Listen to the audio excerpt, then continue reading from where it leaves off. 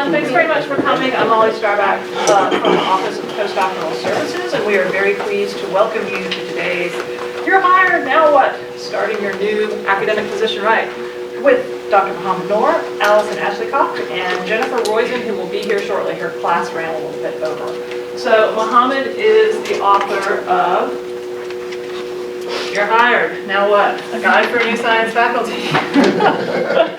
And you can check this out from the Office of Postdoctoral Services if you're interested. It is a great book.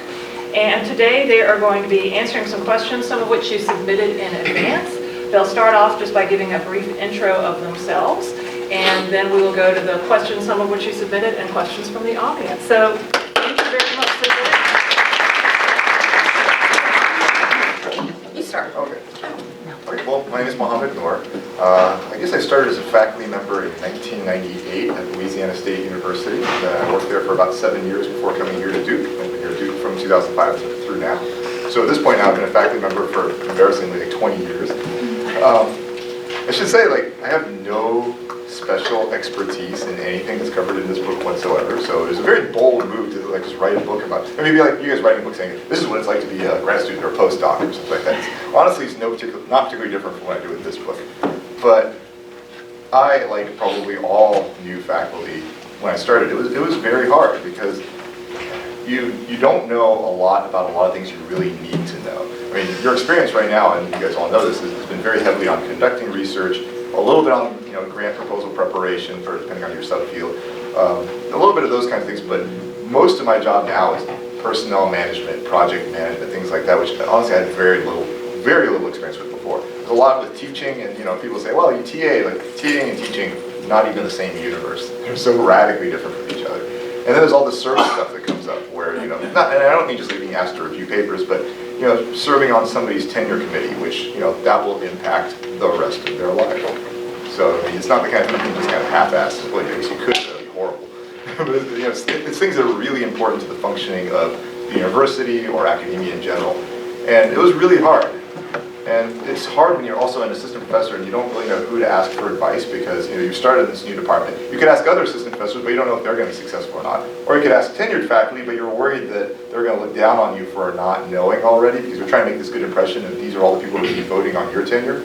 I should say, by the way, that impression is wrong. You should go ahead and ask the tenured faculty, but you feel this, I have to go in there and prove myself, but I know nothing. And hence, I decided to, after doing a couple of workshops like this prior to having a book, I decided, well, let me just put down, all the places where I completely screwed something up or I got lucky and did it right, and put it into one book and put it out there. So that's where this came about from. Hi, I'm Alison Ashley-Koch. I'm actually in medical school, so I think one of the things we tried to do is really get a bunch of different views because all of you will have different experiences, and being a basic scientist in the medical school, is a very different beast sometimes than being a professor in arts and sciences. So I think you'll get a chance to hear really a variety of opinions and experiences. And there's Jenny, so I'll let you introduce herself. So I'm Jennifer Roizen. I just finished teaching a class. I'm an assistant professor in chemistry, which is in arts and sciences. And I'm happy to address any questions you have from the perspective of life experience. Different experience. From the perspective of really acutely close experience with being a patient. So we have a lot of questions that were submitted in advance. We can go to those, but I mean, I don't know if the people who ask these questions are actually in the room, so it'd be better to do mostly questions from you guys, and just when there's a gap, we can go to some of these questions that were sent in. I do have one more comment, Please. which is that I applied to both liberal arts colleges and Research One institutions. So, yeah. And so I have sort of experience thinking about practice from that direction. That's great. Can I start off with one from the sheet first? Or, What you do on day one? Day one? Yeah. Move in. No, I'm just kidding. Unpack boxes. Yeah, day one is actually the day, several days before you sign your startup, right before you sign your contract. And I think you do everything you possibly can. So, which is a ridiculous answer, but It's a tough question. I mean, there's a lot of ways to take it. yeah. Go ahead, take it one way, and I'll take it a different way. There we go. Yeah. So day one for me, my then postdoc advisor said, "Congratulations, you need a website immediately." I don't know how to set up a website, but I went home and I learned how to design a website that night, and I set it up. But I was still working on papers from that time. And then I started putting together thoughts about how to order items. And the reason I put up the website on day one was because the most important resource you have in a lab is the people you work with, right? And so if you're a new professor, you will never be found unless you have ways of interfacing with people who are looking to join a lab, who are postdocs and who are grad students. Right now, it seems like a lot of faculty members start their Twitter pages the day that they sign the contract. And then other faculty members see the announcement, I'm now on Twitter and I'm going to start my lab at whatever institution, and promote it. And that's really trying to achieve the same end, which is trying to reach out to people who might want to do science with you and tell them, I'm here, let's talk. I'll give two answers to it. So one is sort of building on what Jacob was saying, at the point in time when you actually have the offer and you know that that's where you're going to go. I say keep a piece of paper and literally every single thing, this is assuming you're a lab bench sort of person, every single thing you touch, write it down on a piece of paper. Because there's so many little things that you just won't think of when you're setting up a lab. Like, what's the little thing that screws into the faucet that you put the vacuum tube into to make the vacuum dryer?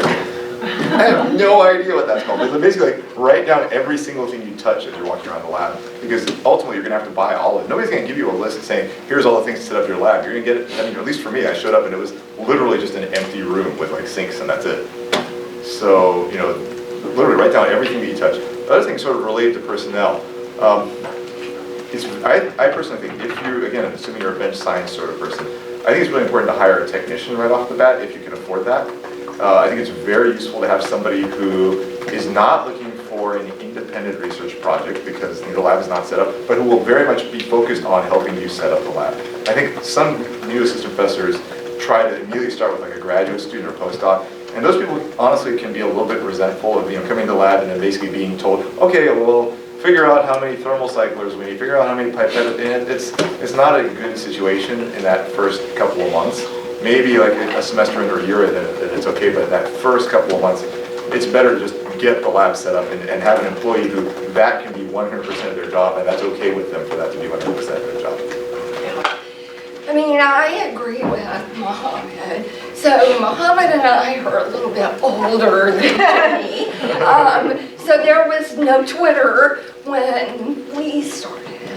But I do agree, probably the key person initially is a staff person, for all those reasons Mohamed gave.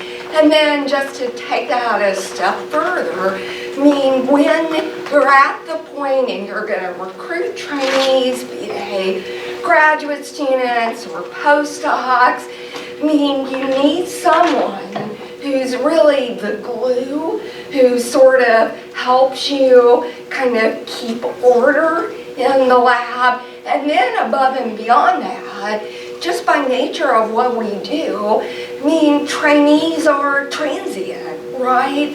So you may find a fantastic postdoc or graduate student, but they're not going to be there for the long haul. A graduate student more so than a postdoc maybe, but you need, particularly in the beginning, you need some kind of continuity. Yeah, so for me it was hiring people. I have a question about the logistics of that. So I know somebody recently who had the experience of they hired their graduating undergrad to be the technician in their new lab, and the undergrad shows up in the place where this person's starting his lab and finds out that the job has to be posted for X number of days, and he has to interview Y number of candidates first. And meanwhile, this kid was like, could I possibly get paid? And can I get a key to the building? And do I work here yet? So how do you smooth that transition? Because your day one can't be the day one of the people that work for you if you haven't set that up apparently in advance. So how does that go? It very much depends on the institution. State schools tend to have a lot more of these sorts of rules than private universities. Honestly, here at Duke, we can pretty much get away with doing just about anything, it seems like. So those kinds of problems don't actually come up. I mean, they come up occasionally, but they're not that serious. That said, my first job was at a state school. When I did actually have a technician on day one, but what I did is I actually interviewed her while I was still a postdoc. I flew down there, I interviewed her, I interviewed a couple of other candidates, and I had all that paperwork done prior to even arriving. And in fact, I even, for the big stuff, like getting a -80 freezer, things like that, because I needed to move stuff from my postdoc lab to the new lab, I went in and ordered the -80 freezer. I got access to my startup early, ordered that, had it already there in the lab, and then when I came to interview, I plugged it in so it'd get cold. And then first day, you just mail your stuff, and then somebody, the lab tech was already finished, just put it straight into the freezer. So the only, I just want to add to this, the only thing that I've had trouble with in terms of a delay here has been international paperwork. Yeah, visa-related paperwork can cause a delay because it's really hard to bypass the hoops that you have to jump through. But in terms of getting everything else started, I got a net ID 6 months before I came here, and I didn't have access to my startup, but I had a verbal agreement that money that I personally spent would be repaid as long as I saved the receipts, and that ended up working out. It was a risk. I knew it was a risk, but day one I showed up and I had everything in the lab ready to be unpacked, and I actually went with a postdoc to begin with, which honestly does have, he now has an independent career, and I'm very proud of him, and it honestly does have those drawbacks, but I'm in a field where you don't really hire a technician, and he provided the continuity that I needed in lab. So just to your point, I mean, when you're interviewing, you're really thinking about academics, your colleagues, that kind of thing.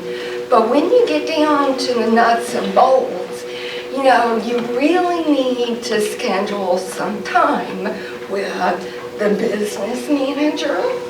And hopefully there's also a human resources person for that department, center, institute, whatever your sort of home is going to be. And those are important conversations to find out some of those details you just described, as well as some of the ones that Jenny just described. Can you spend money early? Those sorts of things. So just keep in mind, when you're moving to that next step, it's not just the science. Now all of a sudden it's the business, the management, that kind of stuff. Actually, we had one quick thing. So we were talking a little bit about hiring too. This is my personal, actually, I'd love to hear what you guys think of this. I personally think recommendation letters are absolutely useless. Like absolutely no help whatsoever for these things. And I can think of examples both ways. People who are absolutely awful had these glowing letters. And I remember there's a grad student I got a letter from somebody saying, I don't think this person's ready for grad school. The person came and it was phenomenal. What I feel like tends to work better is cold calling the references. Just like, so they give a list of references. Don't even tell them why you're calling. Just say, hey, write to your professor so-and-so, can I speak with you for just a minute about some matter? Call them, and if they get like, oh, him, hang on, let me shut the door. Like, at that point, you just go and hang up the phone. You already know the answer. Or they're like, oh man, he's awesome. I mean, you'll get that immediate reaction, and I feel like it's much more honest than anything that'll be in these lawyer-ready letters that are pre-thought and pre-prepared. So. I have found some letters useful, because if a student can't find 3 people who are really backing them, right, so letter 1 is glowing, letter 2 is a couple sentences long, that says a lot. Right? I don't even need to follow up if you don't have 3 people who think that you're a potentially promising scientist who care about your career. And I actually put a lot of energy into the letters that I write, and so I think for people who I know, where I know how they write letters, it can be useful. That's key. But I don't think I would hire anyone where I hadn't cold called or scheduled a call with at least one of the letter of recommendation writers, probably the primary one, and ask them as kindly as I could questions that are hard to escape answering. Right? What surprised you in a negative way about this person? What surprised you in a positive way? What have you learned from this person? Because you're going to learn a lot about the environment they're in, that they're taking from, and what that environment values, and then you're also going to learn a lot about how they fit into that space if you ask questions in a respectful but appropriate way. Yeah. I mean, for me, historically, it's more about my interaction with that person, what I sort of intuitively feel about that person for all of the reasons that sort of Mohamed described. And I also agree with Jenny, if you know who's writing the recommendation or giving the recommendation, that can be incredibly helpful, because how much they say or how little they say really can be telltale.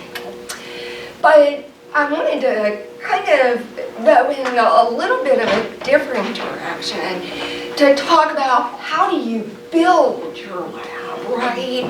So sometimes you really have to think about lab culture, right? And that's something that you really don't realize, I think, when you're starting a lab. I can't tell you, probably over the past 20 years, there's probably been a handful of people, being a staff person, a postdoc, a graduate student, who academically, scientifically, I thought they would be fine, but they grated on the nerves of, the lab manager. They didn't seem to get along with the other graduate student, whatever it was.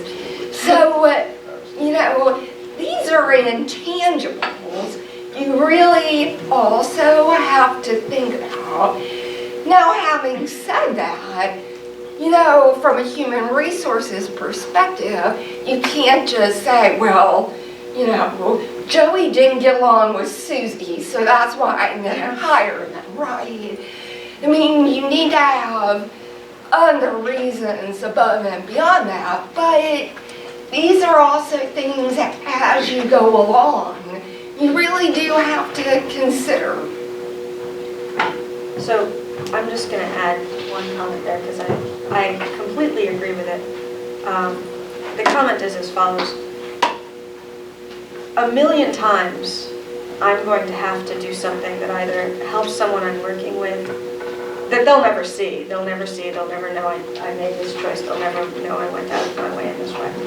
And I am so much happier to do it if I'm personally enjoying this individual as a human being, and I'm personally enjoying their science, right?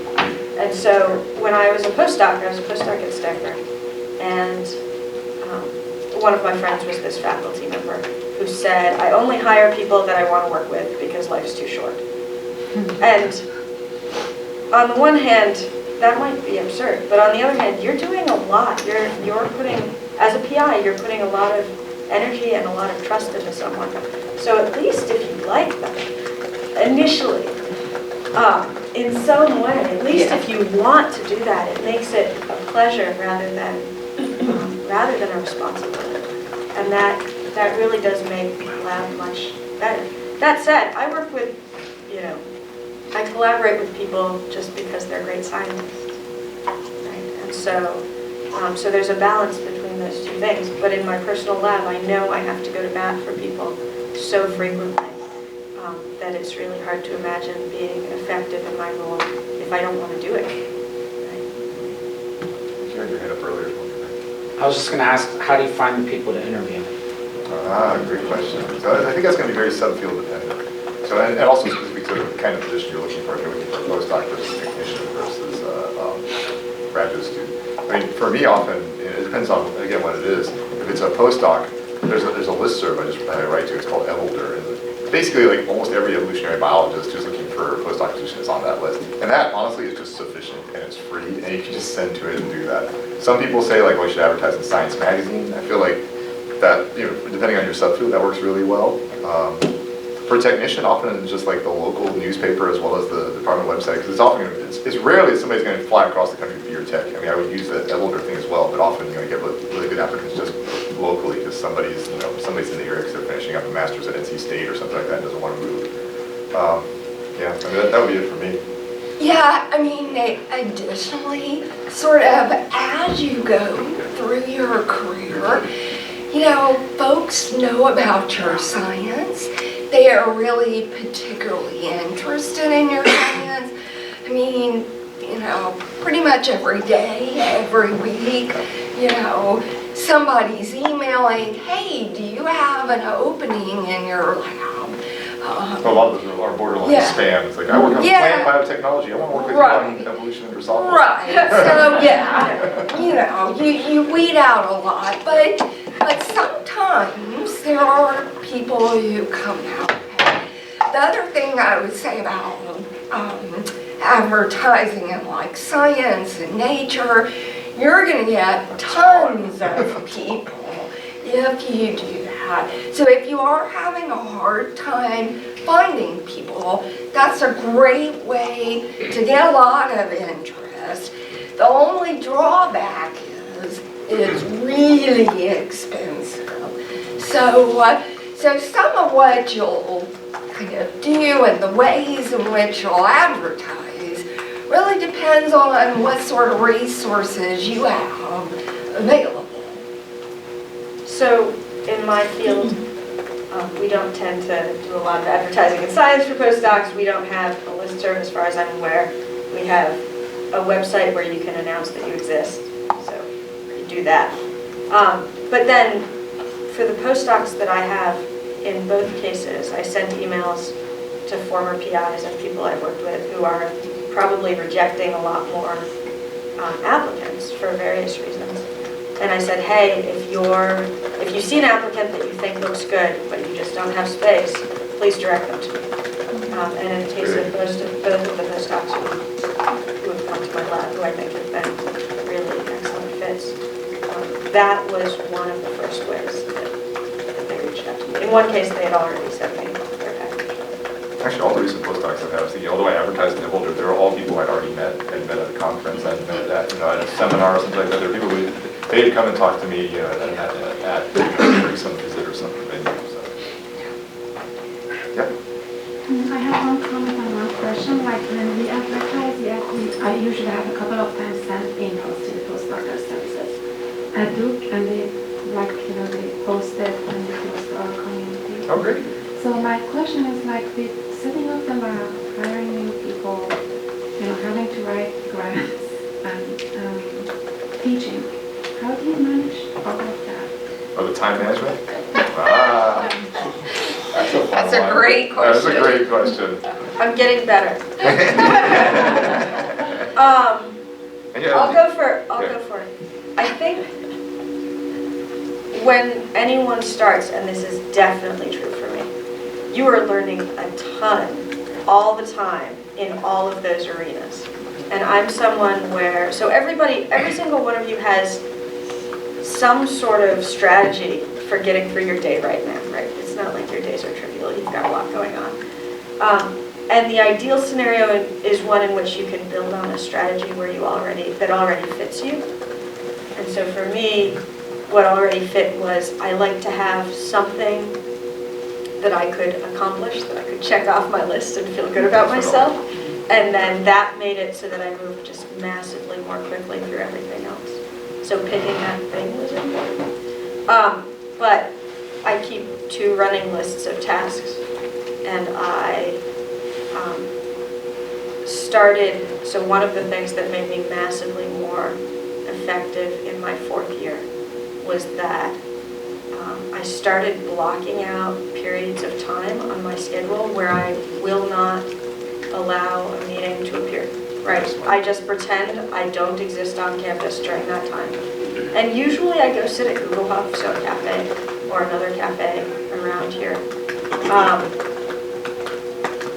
That decreases face time, and I think for a while my department was confused about where I was during this time. But it's the most effective reading, writing, thinking I've ever done. Because once you're on campus for a little while, people will stop by your office if your office is in an area that they might walk past anyway. And they may stop by just to say, hey, how's it going? And that's a wonderful, kind thing, kind gesture. But it's really hard for me to write and think deeply when that happens with high frequency. And so taking it off campus and protecting that time made it so that I could really delve deeply into what I was doing. And I probably wouldn't have been able to do that in the first couple months. The first couple months you're just treading water. And I would say I'm still just treading water, I'm just treading much better. And so I have a lot more tasks that are in the mix, and I'm doing all of them more effectively than I was when I started. So, like Jenny, I make lists. And I love being able to check something off.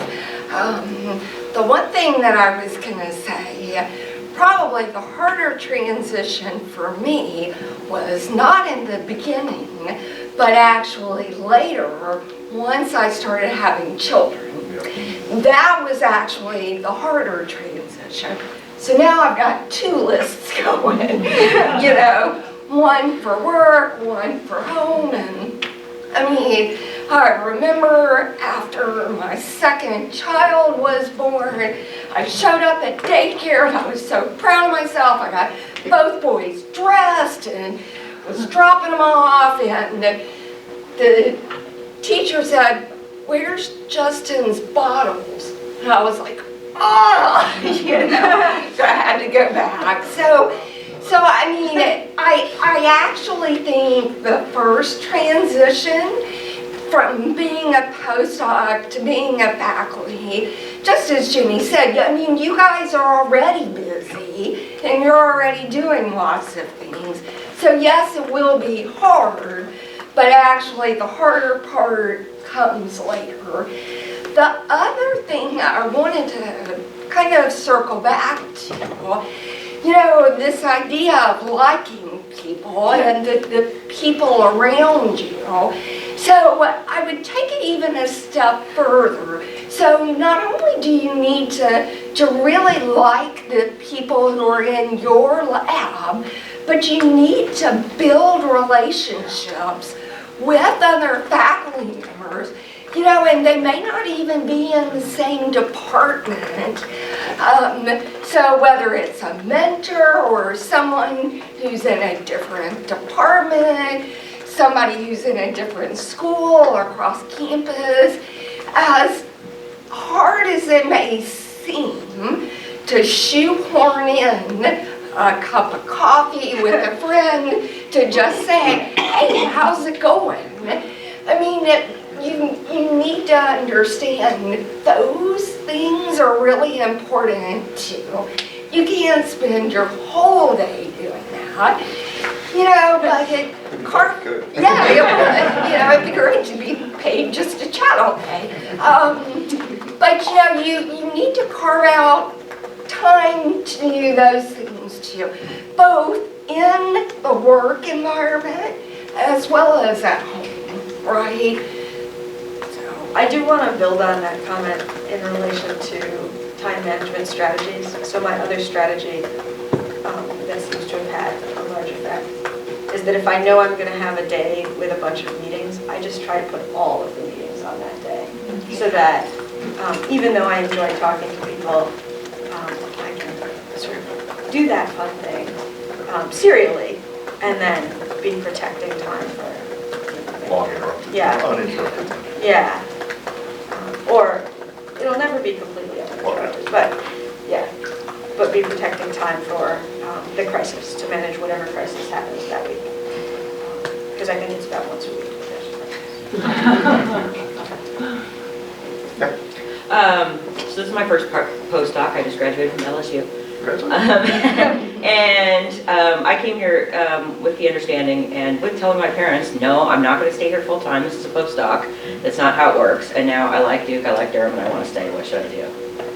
So what should you do in the sense of like finding a job here? Yeah. What do you want to do? I mean, what sort of position are you looking for? Ideally, just research faculty, not. But I know that means if you don't want to teach, you have to buy out your teaching, right? At a facility like this, so I'd have to. Basically, I would have to be really productive with getting grants. Yeah, I mean, it depends on the department. I mean, there are research faculty positions in arts and sciences, but you are 100% responsible for your own salary. So at that point, if you're not 100%? Yeah.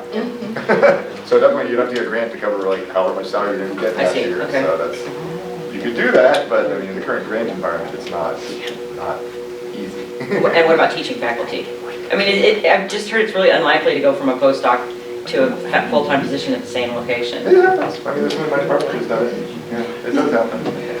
Yeah, if you want something fully teaching, again, so these are very Duke-specific answers, but I mean, there's the title of lecturer, actually there's titles of instructor, lecturer, and professor of practice. Instructor is non-regular rank, so they're hired basically almost yearly. They're part of actually the new non-regular rank union that they just formed here at Duke the last couple of years. But those are basically like yearly or other sort of very short-term appointments, very much geared towards a specific class. So no research roles at all.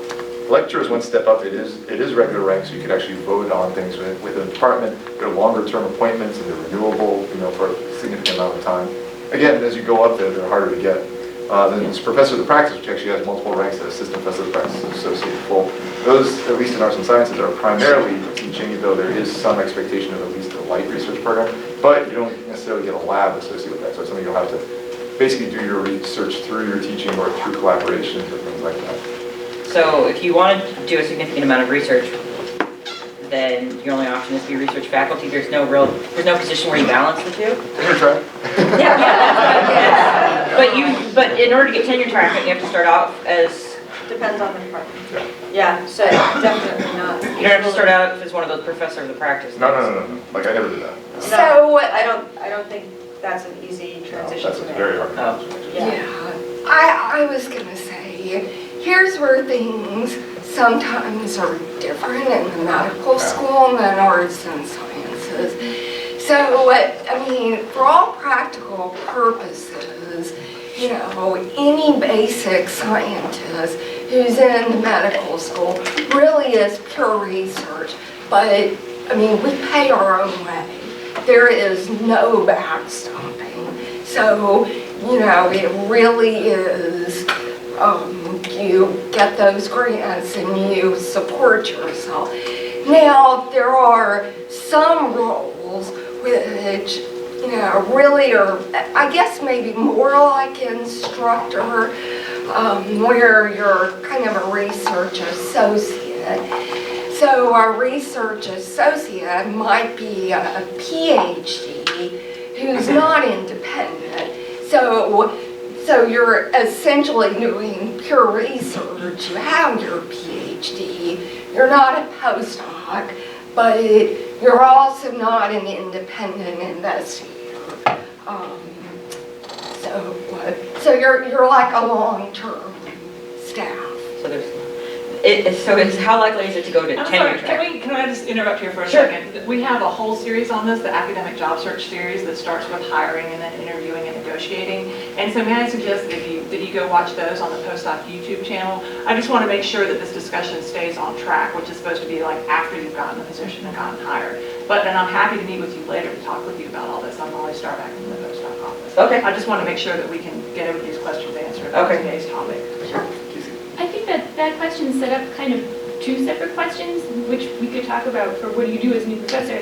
How important is it to negotiate out of teaching in your first semester or your first year? And then also, how much of your own bench work should you continue to pick up once you get, because I've heard you should be your own postdoc, or you got to get applying to grants from day one. You don't expect to be doing all your animal care yourself. That's why you hire a vet. So could you talk maybe about a little bit about both of those things? So the first one, it's vital, but it's often pretty automatic that, if you have a good department chair, they're going to be looking out for you. And even if you say, I want to teach in the first year, they'll say, no, you really shouldn't do that. So, but yeah, absolutely. Again, this depends on where you're going. For Duke University, you can do that. You can say, I don't want to teach my first year. That's an expectation. That's the case. if you're going to say like Middlebury College or Elon University or something like that, where there's much heavier emphasis on teaching, you probably can't do that. There, I mean, the expectation would be that you're going to have maybe lighter teaching in your first year, but it wouldn't just go down to 0. But generally speaking, a good department chair will look out for you in that regard. Still, you should always be conscious and at least get it reduced, if not eliminated, especially if you're a research university. The second one now, that's going to be much more personal preference. And, I mean, it's true, like when you first start in the lab, day one in the lab, typically you're the only person in the lab. So in that sense, like, that's it. I mean, you are, in that sense, you're right, you are your best postdoc. And you probably always will be your best postdoc because you know exactly what you want done, and you will always make sure that your actions match your priorities, right? So in that sense, it's always very good to be at least somewhat research active at the beginning. Flip side is everything you said about, yeah, you need funding, because, but startup's not going to last very long. Again, it depends on where you're coming from. So at LSU, for example, when I started, my start was $100,000. That really didn't last long at all. Whereas, my start here was like significantly larger than that. So obviously, I could work on that research and get a ton of preliminary data to then go ahead and get the grant. So I had a question. While I was interviewing, a lot of people were like, hey, it's really important that you negotiate money to travel to meet with program managers for the funding agencies that you're going to apply for grants to. And I'm wondering, in your first year, how much time did you spend meeting with program managers, and what did those conversations look like? I have a funny story there. I'll say unless you want to go first then. No, you go first. Sorry, Yeah, I didn't meet in person with any of them. I did this just by the phone. And I'll say my NIH program manager was absolutely, completely unhelpful. I mean, that was a complete waste of my time. She would not answer any question in a straight way whatsoever. It was actually very frustrating. Even questions like, what's the funding rate? Well, I don't think that's a meaningful question. Like, I can't imagine what question would be more meaningful than that. My NSF program officer, in contrast, was enormously helpful. He gave me like percentage of first-time submitted applications that are funded. What are some specific strategies? Here are the ways to lay things out. Here are ways that people commonly go wrong. He was very, very good. And actually, I wrote him at one point in time and said, thanks so much. You were much more helpful than your counterpart at NIH. And he wrote me back saying, we're number 2, we have to try harder.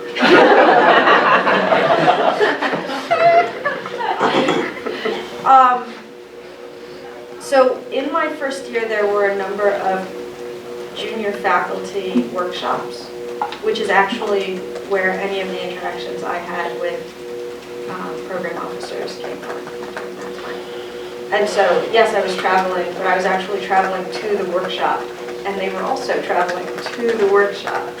So that's nice because you have a longer concentrated time. And because I'm a person who's much less comfortable approaching people and asking for things for myself. I'm actually very good at asking for things for other people. But I'm really uncomfortable saying, hey, I need this for myself. Please provide me with this information. And so having a longer warm-up time at a workshop was actually pretty critical to being able to have all the questions that I want to answer. And also seeing how they're answering questions other people ask. Yeah. So it's a slightly less personal relationship that you're developing in the sense that you may have a one-on-one conversation with it's going to be shorter. But it's very useful in terms of seeing how they're responding to different people. I think my experience really was more like Mama's, and it's kind of hit and miss. So because I knew genetics of kind of a wide swath of human disorders, I really applied to a lot of different institutes at NIH. And the one thing is, first of all, I mean, and in fact, I don't think I ever have traveled to NIH for the explicit purpose of having to sit down with a program officer. So, they've either happened through kind of opportunities at other conferences, or I've just picked up the phone. But the one thing that I will say is I always try to be respectful of their time. So if I do want a phone call with them, I try to give them a specific aims page. Hey, what's your schedule like? When's a good time? But a lot of conversations really have been by phone. The other thing I will say is they are human, just as Mohamed described in his little excerpt. So you will have better interactions with some than you will with others. And then the other thing, adding on Jenny's comment, a lot of the institutions have, and Duke in particular, have started K clubs or, you know, various different sort of training opportunities to help new investigators get that first grant. So groups of people review your aims, different parts of your proposals, and you get a combination of feedback from other new investigators, more seasoned investigators, things like that. So I actually think most of the time there's probably more opportunities out there to help you guys now than there were 20 years ago. Thanks for doing this. This is very helpful. My question is about reasonable productivity expectations. So, you know, I have all these big plans for my first year. My friends that are a year in are like, no. It's going to take 6 months to a year for your lab to be functional. Pick 1 to 2 small projects so that you can demonstrate productivity in your first year. Don't jump into your big project right away. I wonder if you could comment on that.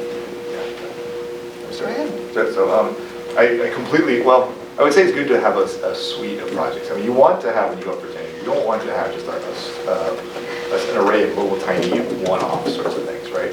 Flip side is you don't want to put all your eggs in a basket of like some major line that then may or may not be successful. And I've seen, you know, for example, here in the time I've been at Duke, in the last 13 years I've been here, some people have been denied tenure, often for the reason that they didn't try to spin off something. They basically went for like the big fish, thinking like, okay, I can do this. It's going to take me about 5 years. I'm up for tenure in 6. There's a little bit of a buffer there, and they just pushed forward with that and didn't spin off little things. And if your estimate is off, which I mean, my graduate advisor used to say, figure out how long a project should take and multiply by 3, which actually seems about right. Yeah. If your estimate is off, you know, then you have nothing when you go for tenure, or maybe like one fairly light paper, things like that. So it's good to have, you know, smaller projects that, you know, that say your students can be productive with, and they can finish up and they can graduate and have something with, as well as, you know, your big lines, things that are, you know, what you would be best known at. I mean, basically when you go for tenure, you want to be the person who's known as, oh, that's the person who's figured out blah, blah, blah, blah, blah, and have this big area sort of defined around you. And it's best to do that, like I said, with this mixture of small and large rather than just exclusively one or the other. So there are a couple pieces of advice that I've gotten at various points that have paid off more recently. And one is you need, and I thought this was absurd when I got this advice my first year, but it's actually true. You need a 1 to 2 sentence summary of your program by the time you get to tenure that everybody thinks is your contribution to the world. So ideally, your initial projects are in whatever that 1 to 2 sentence area is. That's comment 1. Comment 2 is you want projects that fail quickly, because that means they can succeed quickly. So depending on the type of lab you're coming from, you're either bringing with you a project, or in my case, in my discipline, you don't bring any of your prior research with you. You just start from scratch. And so that means, it's a really challenging thing. And if you do it strategically wrong, it's more challenging. Yeah. So if your strategy isn't on par. So in my discipline, where you're starting from scratch, you really don't know if the pie in the sky idea is going to fail or succeed. And so you want to know as quickly as possible. You want to have proof of concept as quickly as possible, or you want to be able to walk away from the project. And that ability, the sort of skill of getting something to fail fast is one I'm continuously developing. And when I talk to my senior colleagues, they are too. But picking projects early on, you're probably going to get most of your funding after you have papers out and proof of concept for something that's continuing the thrust of that research. And so what you really need is research in that area, in that concentrated area that's going to fail fast or succeed fast, followed by ideas that build on And I will say the biggest mistake I made starting out was that I had everybody in different project areas sort of feeling their way around. And I think it's really easy to under-resource things when you're starting, because if you've gotten a job as a faculty member, you've obviously been incredibly productive. And so when you decide how long things should take, you may be setting the bar at how long they would take for you, rather than for someone who's completely new. Very good. So actually, one of the questions I was submitting, follow-up to this one, is describing the tenure process. I think it's important to think about that in terms of thinking like when you start, basically that's where your eye is to. I mean, day one from when you're in your new lab, you're thinking about, am I going to be able to have the opportunity to keep this lab or not? So in terms of that, like what actually goes into your tenure package? Obviously your CV. So people will be looking at your publications. What is the impact from these publications? Where do you place them? Is your research sustainable, which is typically evaluated using grant funding? Well, again, this is going to vary quite a bit depending on what institution you're at. They're going to look at your mentoring, like did you actually graduate a student? Are your students doing successful, or did everybody join your lab and quit like a year in, something like that. They're going to look at your teaching here, honestly, not so much, but they will look a little bit at your teaching in terms of like, are you doing a vital class? Are the enrollments reasonable? Since you're doing something important for the department, and are the evaluations at least okay? And they look almost not at all, but nominally at your service for the community. Right, so like, are you reviewing papers? Are you invited to serve on grant panels? Have you maybe been invited to speak at good places, things like that? You submit this along with a research statement, which is actually not all that different from the kind of research statement you do for applying for the job, except you're again talking about starting with that one sentence version of what you do, but elaborating it out. This is my program, and this is the impact that my program has had. You're really trying to lay that out. You also have a teaching and service statement, which again here is not so important, but again, if you're at Middlebury College, that's probably vital. I'm just using Middlebury as a random example.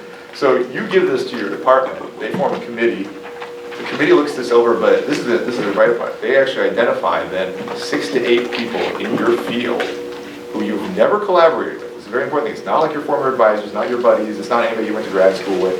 People who you've never even been at the same institution with. They identify them as people, and they send them all this stuff, and they ask, what is the impact of this person's research? How has this person changed the field? And they will write back these letters that you will never see, which I always say is a bit of a shame in the sense like, boy, what better feedback could you have gotten as a scientist? Nope, you will never see anything from those letters whatsoever. But anyway, they'll write these letters that then all your senior colleagues will read about you. A little intimidating. They will look then at the full set. The committee will make a recommendation. They'll have a faculty meeting. All the tenured faculty will discuss and say like, is this person top of their field? Are they really leading the way? Or are they just basically doing sort of mild additions to previous work and not really advancing the field so well? I mean, in some cases it's straightforward, like, okay, this person's, had these major new significant advances and published them in Cell and done all these kinds of things.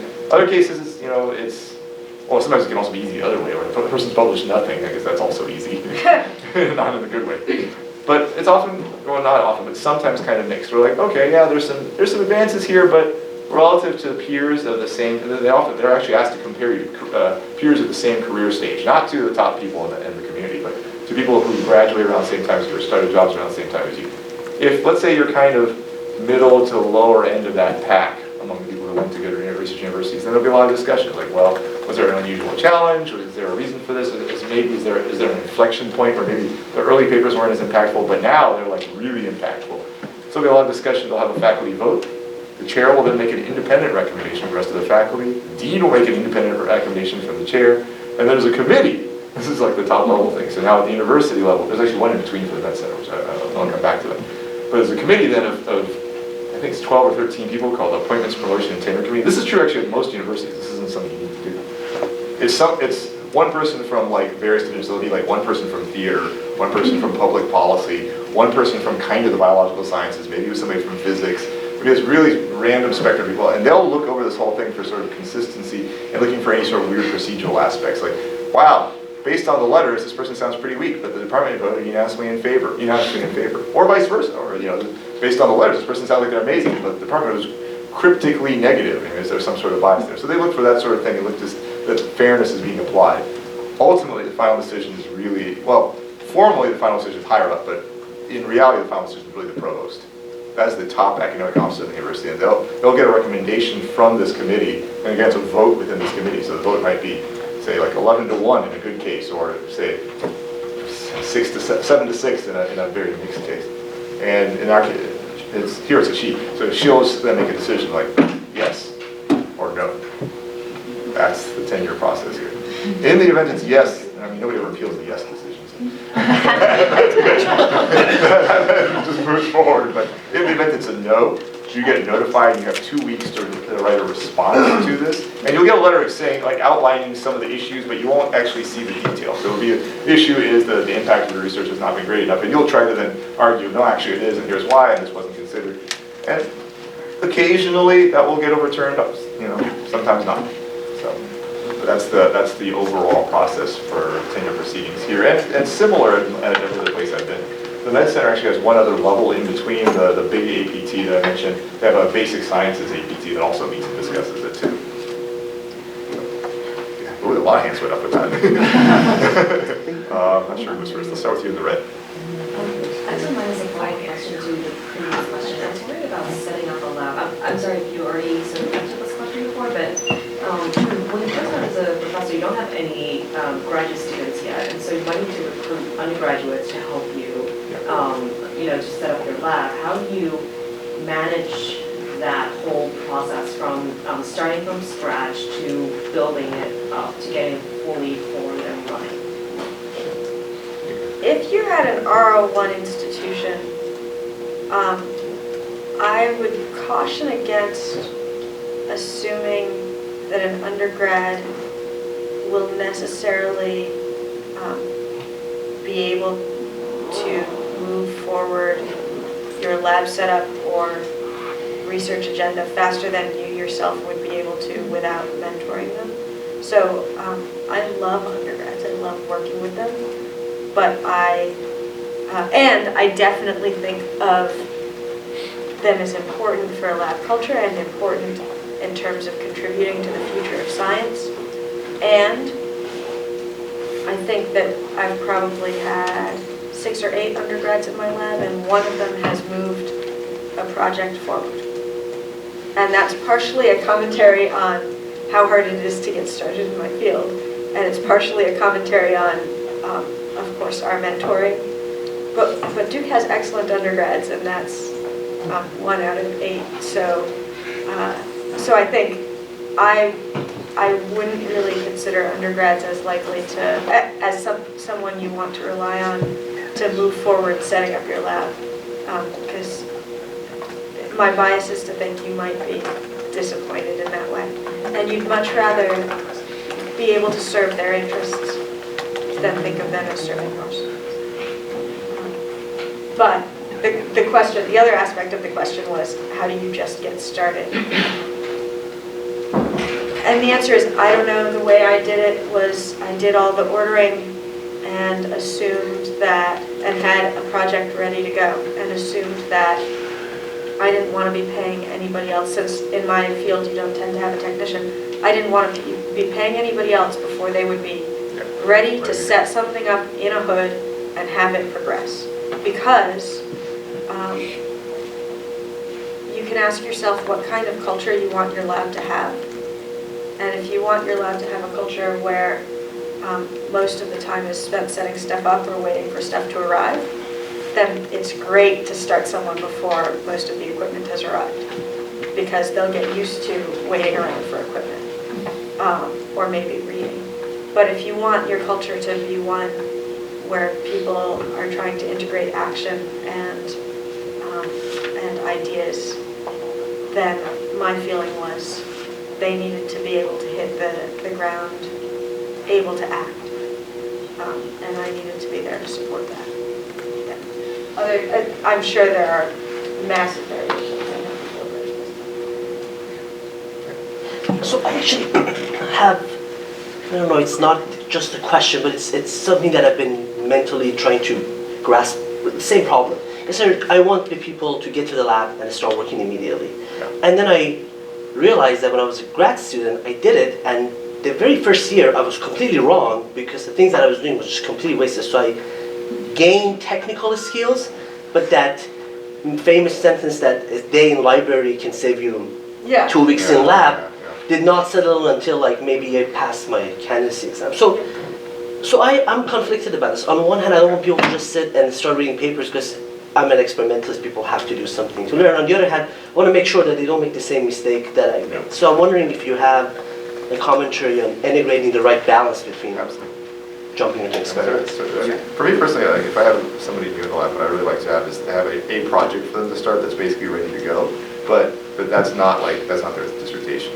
That's just something basically so they can get their hands with. Mostly for the reason you were kind of describing, that if your first 6 months you're reading, you get really bored after a while, and you feel like you're not really part of the lab. You feel like you're just kind of sitting in the lab, but you're not actually part of the lab. So I like having some small little thing. Often it's not even something I necessarily expect to be like a significant publication, but just some little piece of something. Here, why don't you try this out? Now when you have something you're doing, you're getting your hands dirty, you're seeing where things are in the lab, you're learning some of the lab protocols. But it's just a way of just getting started. But at the same time, that's not, again, it's not your dissertation. So in the meantime, you are spending a lot of time reading. It's just not 100%. That's the balance I like for people. I do the exact same thing. And I have dry lab people and I have wet lab people. And one of the things I do, which, sometimes it depends, if it's an undergrad or someone like that, and they actually just have them repeat something someone else, who's more seasoned, have them repeated, again, whether it's wet or dry lab, just to make sure they do have those skills. But ultimately, even I would think of a graduate student. So graduate students really start, at least with Mohamed and I, through rotations. So almost never is the rotation project the ultimate dissertation project. And again, it's just for all these reasons. And it's just life. You have to accept the fact that if you are training people, there is going to be a learning curve, and that's just part of the process. So you have to kind of build that in to your expectations. On the same token, you don't really want a situation where all they're doing is reading, because as Mohamed said, they are bored, and that sends a very bad sort of lab culture, precedent sort of too. Brings up the question, why go to the lab if all you're doing is reading? Right. And some people become intimidated by the idea of setting up the reaction because they're so uncomfortable with it. So we don't have rotations where people tend to get into labs in chemistry. We have rotations, but they're 3 weeks long, and they mostly involve showing up at group meeting and meeting your group. I think there are a few exceptions, but that's what most people do. And so right now, when we start people in my lab, I pair up the new person with someone who's experienced and they're working on the same project, because I know the project is capable of moving forward. And so that gives the new person a little bit of time to sort of come up to speed with techniques and to come to speed with the conceptual framework. That's not always how I've done it, because I didn't always have projects that had the ability to move forward at day one. But I'm pretty sure that I will now every time, because it's much more effective than sending somebody off on their own to try to do something that they don't think is going to work. I think this question kind of builds, how do you weigh your priorities as the PI to have big papers with input from a lot of people that take years and years to come to fruition, and the interests of your trainees who have to graduate, who have to finish postdocs, because it seems like there's a really natural conflict, especially when graduate programs require publications in ink or up online before someone can defend.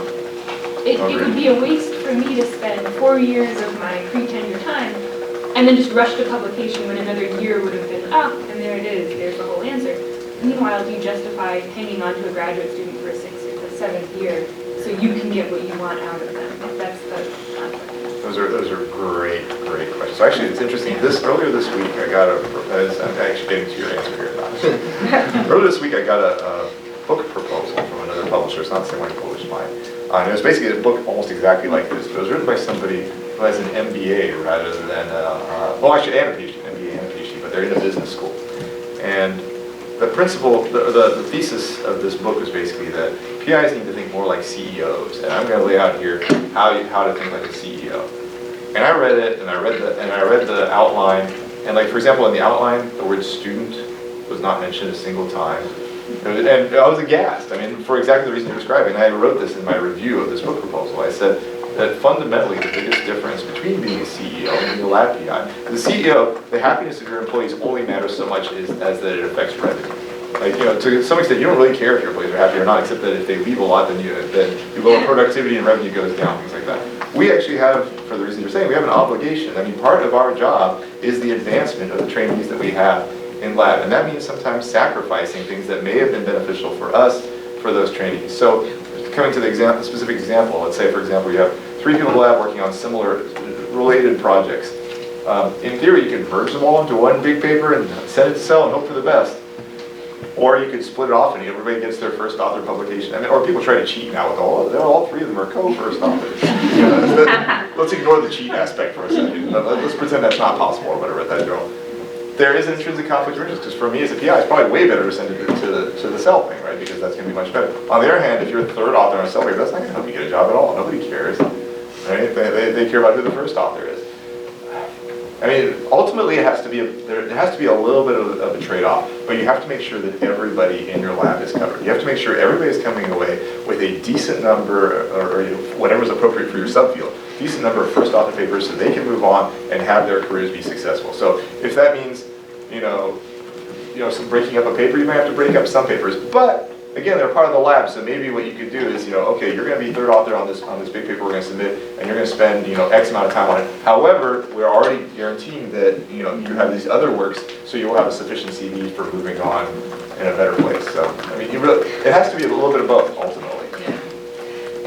I totally agree. I mean, in human genetics, it's a little bit easier because you can more frequently pop out small papers where a trainee can take the lead. But here's for example. I mean, I have spent 15 years developing this particular cohort, and now this cohort, is part of this national consortium where all these other investigators have also invested 10 or 15 years. So then what do? You have a student, a postdoc who comes in that maybe wants to do some genetic analysis in that big consortium, but they're not really going to be able to be first author on it. Now, I still think the experience of participating in that kind of very large collaborative consortia is a wonderful educational experience, but you can't let that happen without knowing there's other independent things which will ultimately be published. But I mean, I've also sort of sat, as Mohamed knows, kind of in the center on the educational side where I've had to deal with this push and pull where a faculty member really did not want to carve off this paper so the student could graduate. So it's tough. I have a question. So my biggest problem now is that I have enough ideas or things for 4 people, and I'm only 1.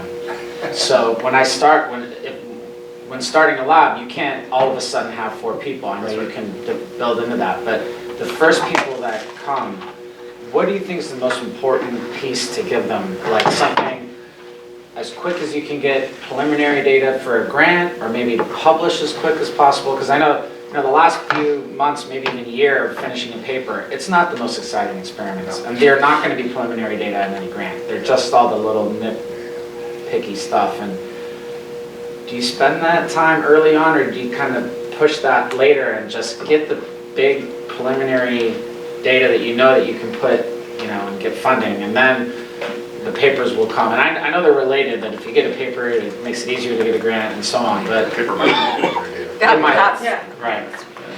You want to start? We did the last one. Yeah, so I guess I would say, if everything fits in your envisioned 2-sentence summary, right, you want to be working toward that, honestly. If all 4 projects fit into your envisioned 2-sentence summary, and all of them in principle could either lead to preliminary data or a paper, then you want the thing that's going to fail the most quickly to be the project that you place your resources, or succeed the most quickly. Because as soon as that happens, you have a trajectory, and until that happens, you do not have a trajectory, right?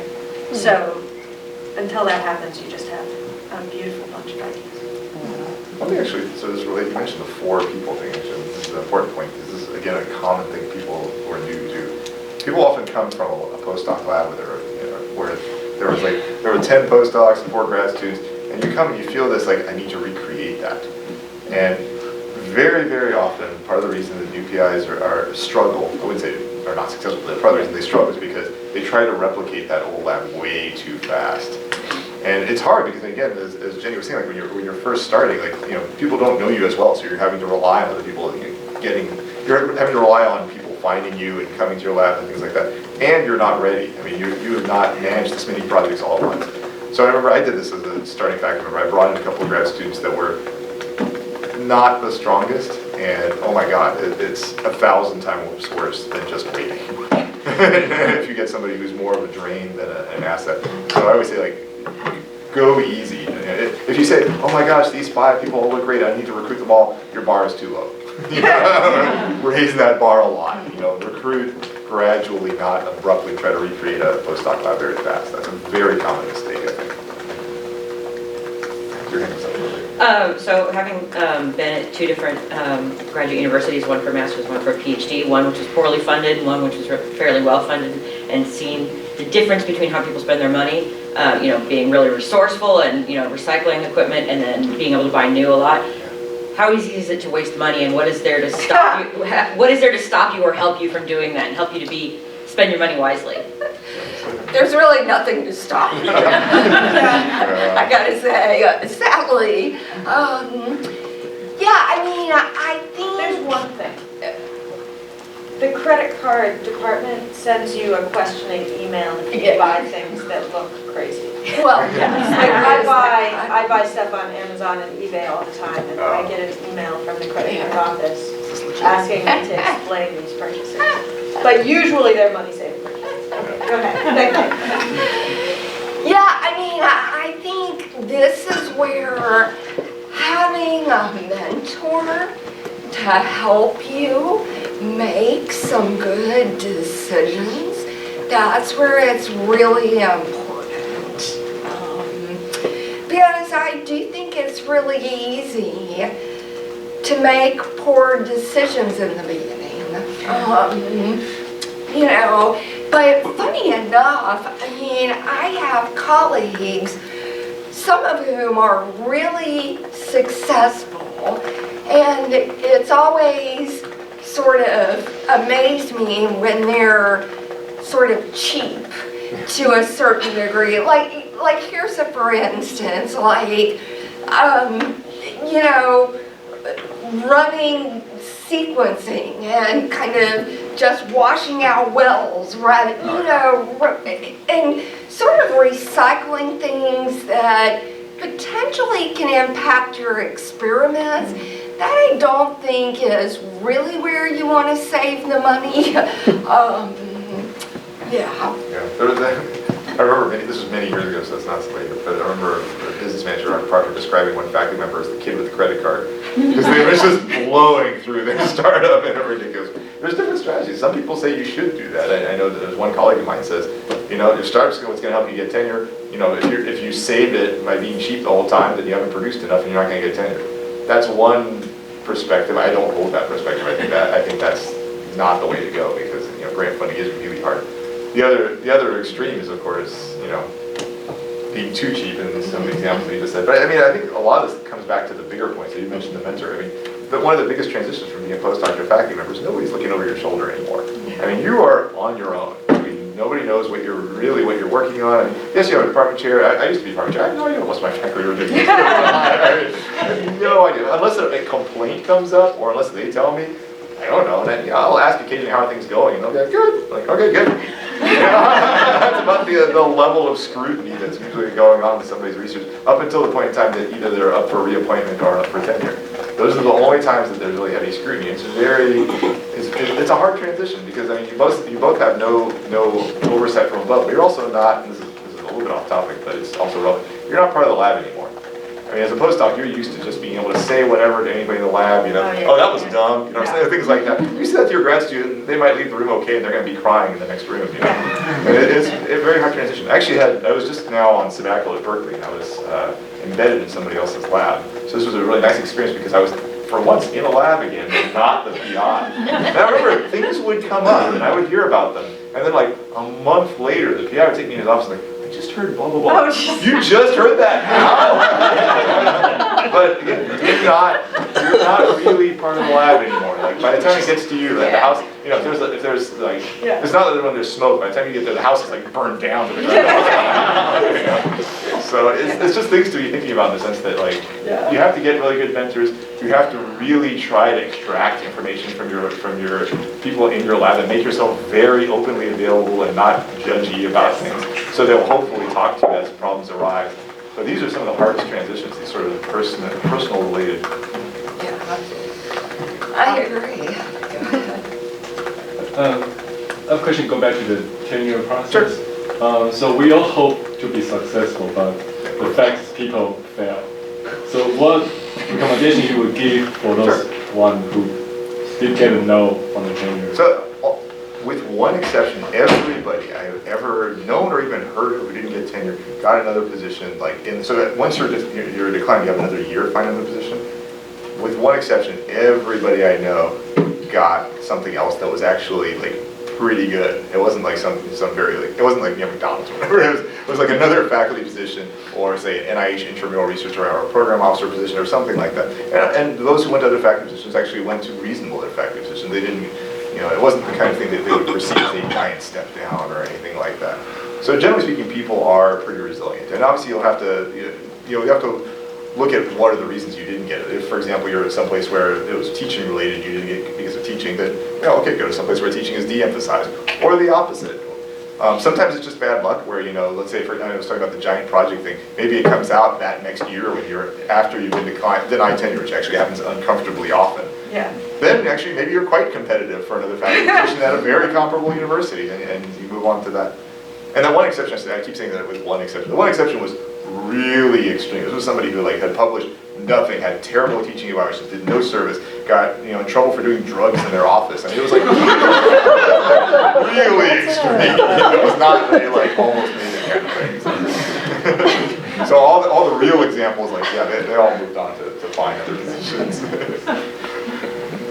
Kind of like in the similar, sorry. Kind of like in the similar topic, how many of those that didn't get tenure kind of expected not to get tenure? Like, did they know about it? Did they know that there might be problems, or was it a surprise? Oh, that's painful. It's a mix. I mean, sometimes, there was one, so when I was chair, there was a faculty member who I said, I don't think you're going to get tenure. And they were very mad at me, and then later they were surprised. I don't see how I could have been more explicit than that. So, sometimes you don't want to believe what you're being told. Sometimes, people knew oh yeah, this is flip a coin, and maybe that they got tails instead of heads. So, but it's all over the map for that. I don't think anybody who, I don't know, maybe you guys have a different view. I don't know anybody who was told explicitly, oh, you're definitely going to get tenure, you're definitely going to get tenure. Well, maybe one exception, where people told us what they thought that this person would get tenure and you didn't, but generally speaking, it's not a total shock that at least it was in jeopardy. Right. I mean, I think Mohamed's point is well taken. I mean, even not just the tenure process, but even the promotion process, right? From assistant to associate, associate to full.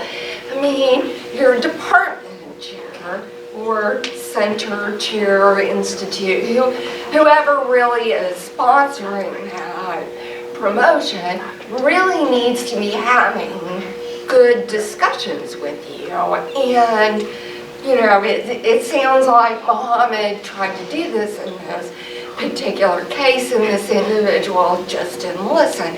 I mean, I do know of instances where, you know, I've had colleagues in the medical center who've been frustrated that they didn't get put up yet.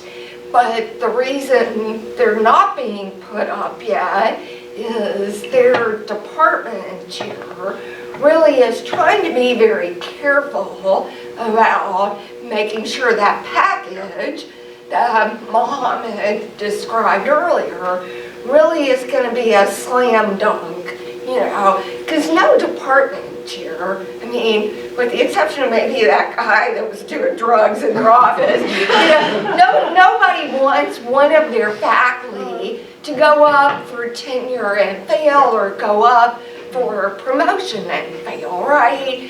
I mean, you know, if you're in somebody's department, they want the best for you. Yeah, definitely. So do you go on the job market the year that you're coming up for tenure, or do you just say, and if it doesn't work out, I have that extra? I usually advise people to do it. There's no, well, I mean, I guess the downside is just the distraction, but it's a good idea to hedge your bets. Because it just seems like that process is so lengthy that Exactly. even if, like, if you find out in December that you did not get tenure, you're waiting till the following fall for jobs to even be posted for a lot of this, and then you're kind of screwed. So strategically, that's a smart thing to do, even if it's very likely. Yeah. then it's a retention sort of deal, maybe. Maybe. If you're in good shape and you get other offers. Maybe. Well, it depends on who you got the offer from.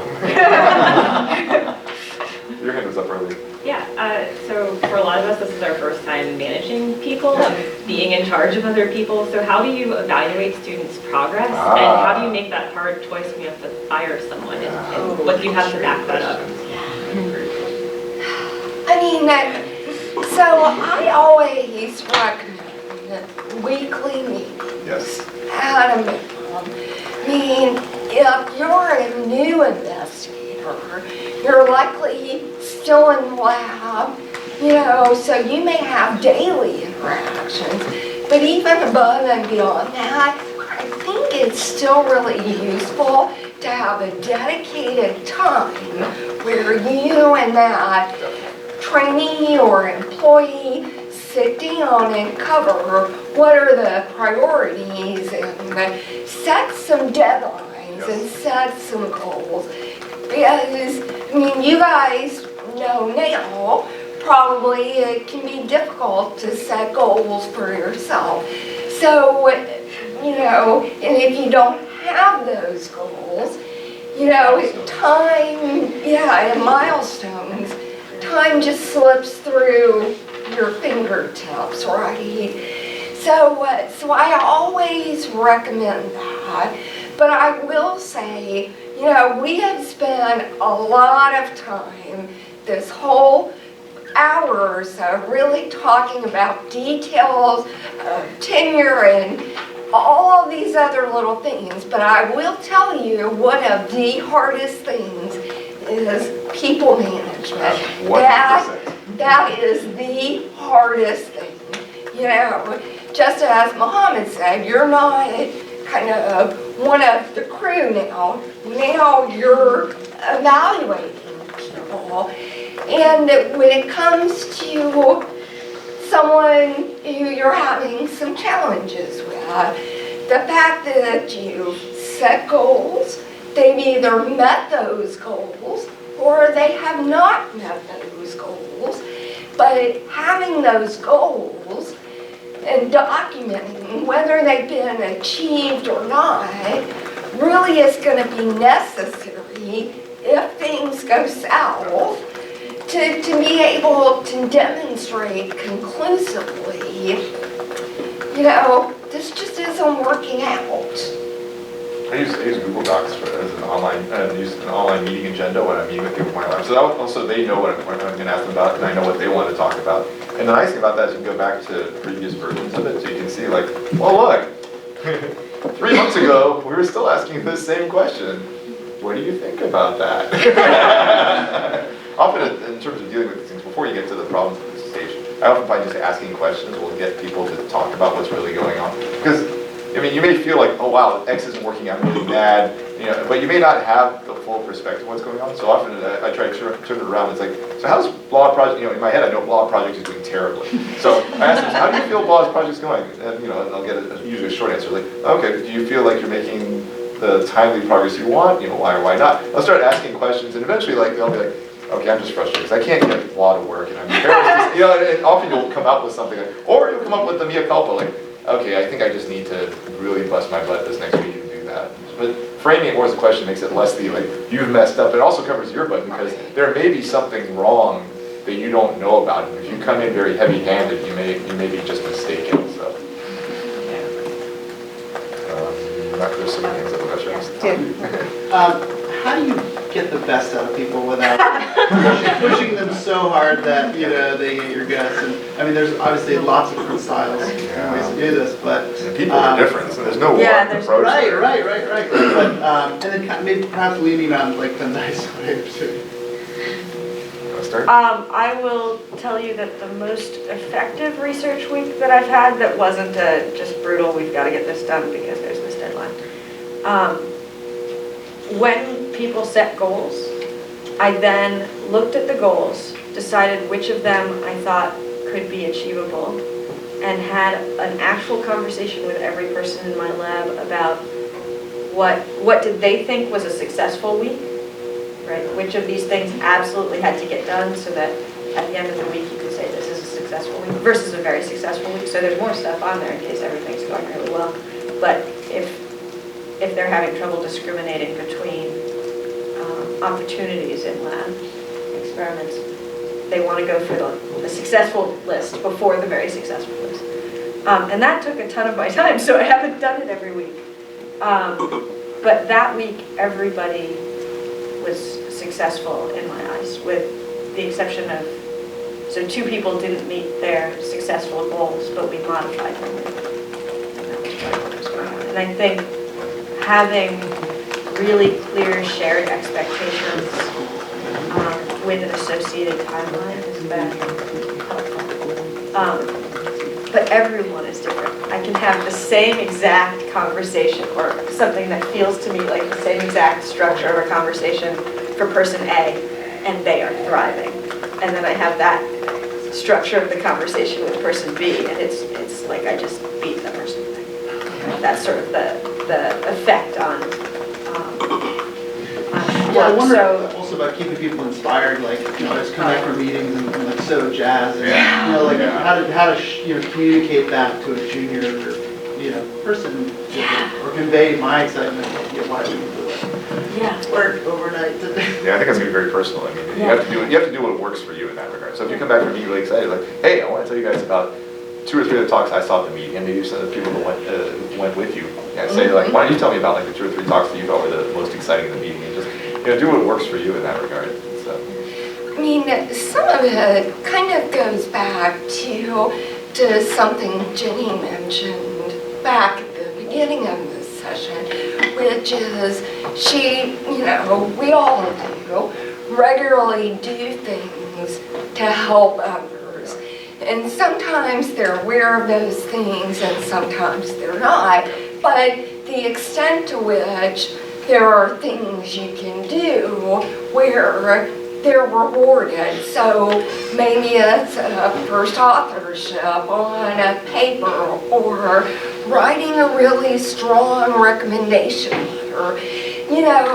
But the times I've seen situations where the PI really was just kind of beating people, I mean, they just leave. Exactly. They just leave, you know, and they're miserable, and I've seen people who potentially could be very successful scientists because they were in a really negative environment and they were never given an opportunity, for example, to help review a paper, to write part of a grant, listen in on one of those conversations with a program officer, those sorts of things. I mean, there needs to be a give and take, right? You know, and it goes back to the CEO situation, right? I mean, it's not all about money. There's a lot of intangible things you can do. I mean, maybe for a staff member, you know, it's Friday afternoon and they've had just an incredibly productive week. You know, like, it's 3 o'clock, just go. You know, something like that. But Related thing, which is sometimes hard, is related to this, which is when you have somebody in the lab who's had many successes, and you know, like you celebrate, you celebrate. Someone else in the lab who maybe started around the same time and hasn't had it. It's very hard because on the one hand, you don't want to stop celebrating the successes of the other person. On the other hand, it starts to grate on the other person, like, oh, and it's critical for you as a PI that you offer similar opportunities, but there's just a big luck factor too. I mean, somebody might just get lucky, you know, get heads 3 times in a row, somebody else gets tails 3 times in a row. And there's no answer to that, but it's just something you have to monitor and just be very, very careful with the person who maybe isn't having so much success. And not so much in the sense that they're doing something wrong or they could be doing something different, just maybe luck, you know, that their project doesn't have as many immediate deliverables or just, you know, something. So 2 comments. One is, people love learning, right? If you're a graduate student, you're not there because you hate learning, right? You at some point in time felt like learning was rewarding. And so, so one of the things that Alison said was, maybe you can have them sit in and on a call with a program officer, or maybe you can have them help you review a paper. And those things are opportunities. So if somebody sees it as an opportunity and this is the right time for them to learn that skill, being able to be not just a mentor but sponsor those opportunities is something that you're doing that's visible wherever you're working with. People also like feeling like they're succeeding and feeling like they're valued. And there are different ways to define success. And there are different ways to demonstrate that you're valuing people. So the same ways that you would demonstrate that in collegial relationships, you can use in that. On rare occasions, I actually write. So I finished a grant that everybody was involved in, producing preliminary results and editing. And that's a tough time because everybody's working really hard. But afterwards, you know, the next day I came into lab and just put sticky notes on everybody's desk. But, hey, thanks for doing blah, blah, blah. It made a real impact in the following way. Because I can't do that all the time, right? I don't have the time, they don't have the time. But just feeling like, okay, I did something and it was valued. It's, I think, a pretty important thing. And I just want to point out, we're actually a little past the 11:30 mark, which is when we're supposed to end, so if people need to leave, especially if our faculty need to leave, the conversation else can continue.